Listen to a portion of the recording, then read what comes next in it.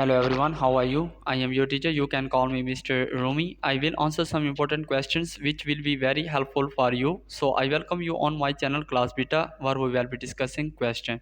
Convert 630 mm Hg to ATM. Correct answer is to convert 630 mm Hg to ATM, we need to use the conversion factor that relates millimeters of mercury to atmospheres. This conversion factor is 1 ATM equals 760 mm Hg.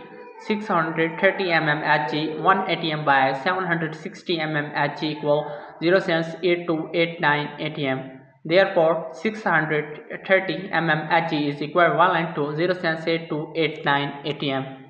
So that was our today's correct answer to question. If you have any other question, please let me know in the comment section. I will be answering your question soon. Thanks for watching the video. Be sure to like, share and subscribe our channel. See you in the next question. Bye bye.